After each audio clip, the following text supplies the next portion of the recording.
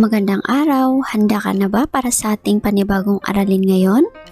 Ang ating pag-aaralan ngayon ay Araling Panlipunan 2, Unang Markahan. Tayo ngayon ay nasa ika-6 na linggo. Samahan mo ako ngayong araw na pag-aralan ang pagguhit ng sariling komunidad. Ano ang nakikita sa larawan? Tama, ito ay isang halimbawa ng mapa.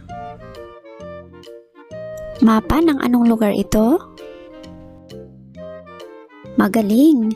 Ito ay mapa ng Taguig City. May iba pang uri ng mapa.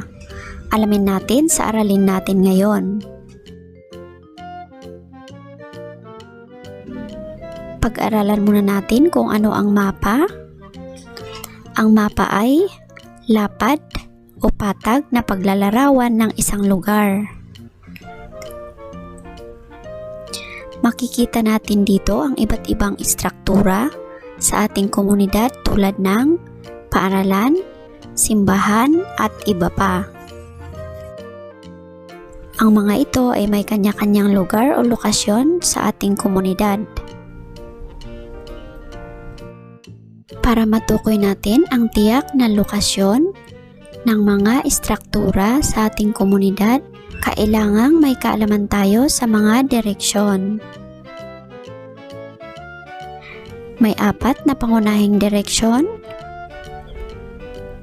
Sa pagitan ng mga pangunahing direksyon ay ang mga pangalawang direksyon. Narito ang mga pangunahing direksyon. Ito ang hilaga.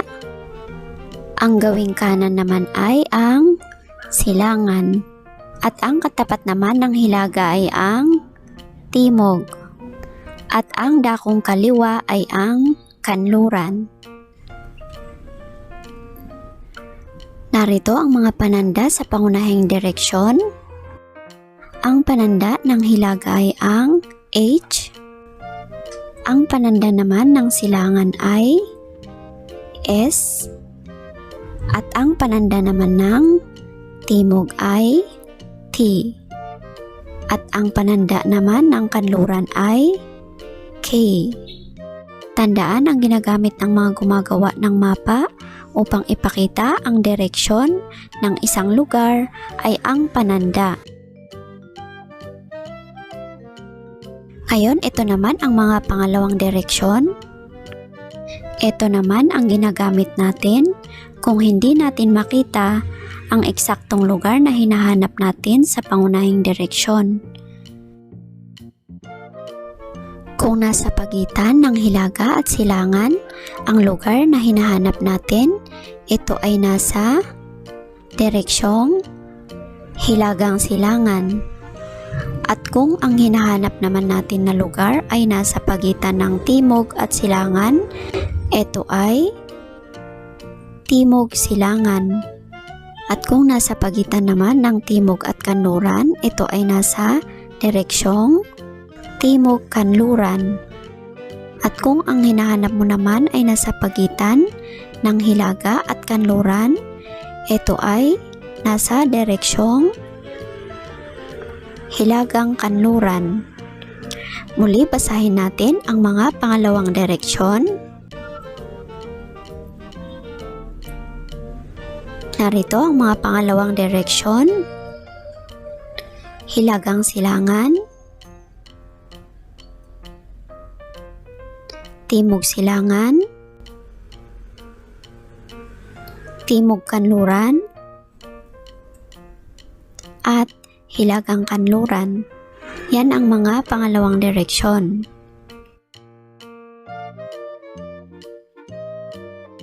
Ngayon, alamin natin ang mga pananda sa pangalawang direksyon. Gaya ng binanggit ko kanina, ang ginagamit ng mga gumagawa ng mapa upang ipakita ang direksyon ng isang lugar ay ang pananda. Hindi nila isinusulat ang mga mahabang pangalan ng direksyon. Ang pananda ng hilagang silangan ay H at S. Ang pananda naman ng timog silangan ay T at S. At ang pananda naman ng Timog Kanluran ay T at K. At ang pananda naman ng Hilagang Kanluran ay H at K. Ngayon, mula sa ating pinag-aralan, ano ang mapa? Tama, ang mapa ay ang lapad o patag na paglalarawan ng isang lugar. Number 2, ano-ano ang pangunahing direksyon? Pangalawang direksyon? Tama, ang mga pangunahing direksyon ay hilaga, silangan, timog at kanluran. At ang mga pangalawang direksyon ay hilagang silangan, timog silangan, timog kanluran, at hilagang kanluran. Number 3, ano ang kahalagahan ng mapa? Para sa inyong gawain, panuto, pag-aralan ang mapa, isulat sa patlang, ang sagisag at panandang tinutukoy ng direksyong nakasulat sa ibaba ng mapa. Narito ang isang mapa. Number 1, timog. Anong sagisag ang nasa timog? Tama, ang sagot sa number 1 ay paaralan. Paaralan ang nasa timog. Number 2, ano naman ang sagisag na nasa timog kanluran? Tama, ang nasa timog kanluran ay dagat. Number 3, anong sagisag ang nasa kanluran? Tama, ang nasa kanluran ay himpilan ng pulis. Number 4, ano naman ang sagisag na nasa hilagang kanluran? Tama, ang nasa hilagang kanluran ay istasyon ng mga sasakyan. Number 5, anong sagisag ang nasa hilaga? Tama, ang nasa hilaga ay ospital. Para sa inyong karagdagang gawain, titik B, tingnan at pag-aralan mo ang mapa sa ibaba. Sagutin ang mga tanong sa ibaba nito.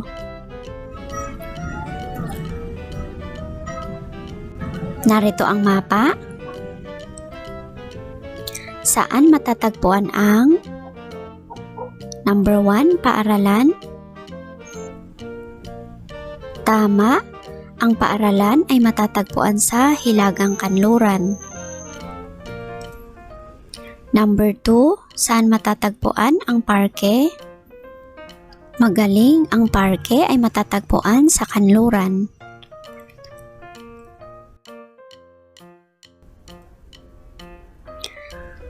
Saan matatagpuan ang number 3, mga kabahayan? Tama, ang mga kabahayan ay matatagpuan sa hilagang silangan. Number 4, saan matatagpuan ang pamilihan? Magaling, ang pamilihan ay matatagpuan sa timog silangan. Number 5, saan matatagpuan ang simbahan? Tama, ang simbahan ay matatagpuan sa hilaga.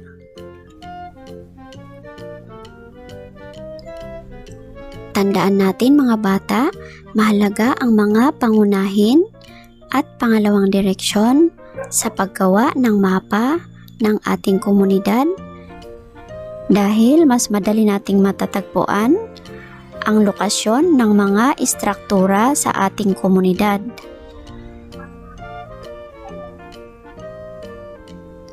Ngayon, para sa inyong homework, pag-aralan ang mapa sa ibaba at sagutin ang mga tanong nakasunod nito. Isulat ang letra ng tamang sagot sa patlang. Number 1, saang direksyon matatagpuan ang palaruan sa mapa? A. Hilaga, B. Kanluran, C. Silangan. Number 2, anong institusyon ang matatagpuan sa hilagang kanluran? A. Bangko, B. Palaruan. C. Pamilihan. Number 3. Saang direksyon sa mapa matatagpuan ang mga kabahayan? A. Hilagang Kanluran. B. Hilagang Silangan. C. Timog Kanluran.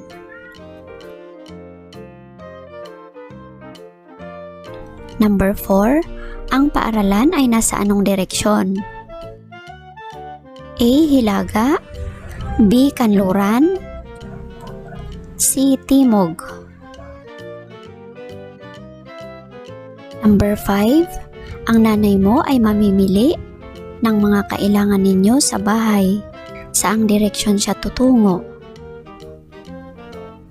A. Hilaga.